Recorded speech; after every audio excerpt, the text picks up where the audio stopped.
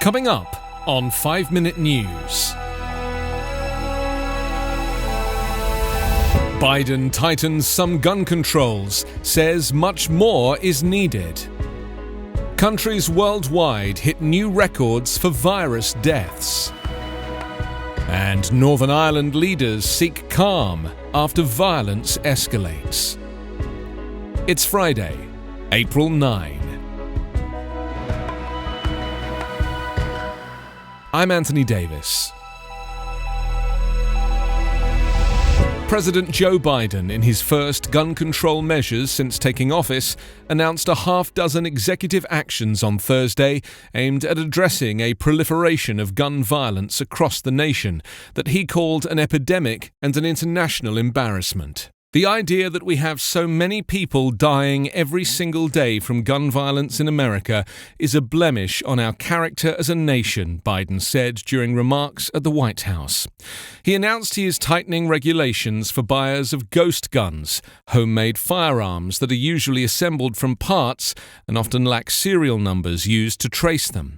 Also, a proposed rule, expected within 60 days, will tighten regulations on pistol stabilizing braces like the one used in Boulder, Colorado, in a shooting last month that left 10 dead.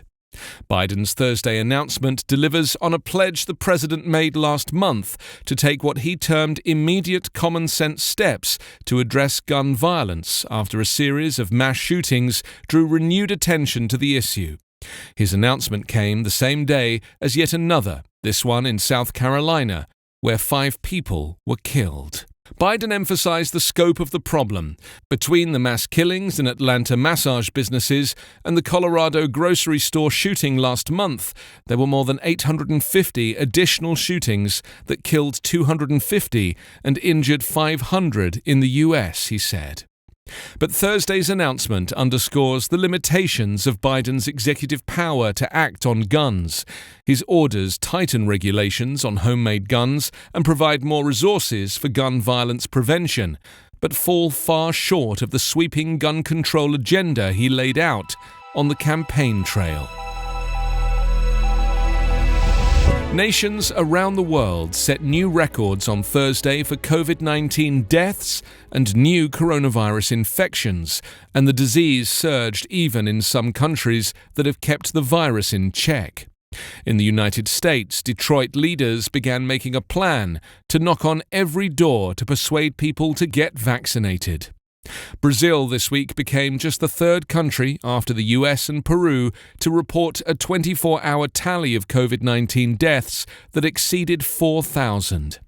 India hit a peak of almost 127,000 new cases in 24 hours, and Iran set a new coronavirus infection record for the third straight day, reporting nearly 22,600 new cases. Indian Prime Minister Narendra Modi urged people to get vaccinated, writing in a tweet, "Vaccination is among the few ways we have to defeat the virus. If you are eligible for the vaccine, get your shot soon." The US has now fully vaccinated nearly 20% of its adult population, and New Mexico became the first state to get shots in the arms of 25% of its residents, milestones that are still far off for many hard-hit countries. In Thailand, which has reported only 95 deaths during the pandemic, health officials reported the country's first local cases of the coronavirus variant, first detected in Britain. The news comes at a time when only 1% of the population has been vaccinated. That variant is more contagious, and the US Centers for Disease Control and Prevention said this week that it is now the most common variant in the United States, raising concerns it will drive infections and cause more people to get sick.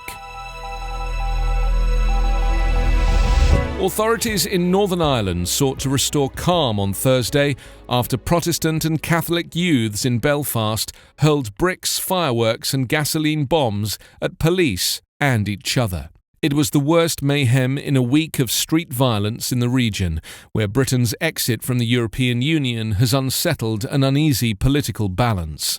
Crowds, including children as young as 12 or 13, clashed across a concrete peace wall in West Belfast that separates a British loyalist Protestant neighbourhood from an Irish nationalist Catholic area.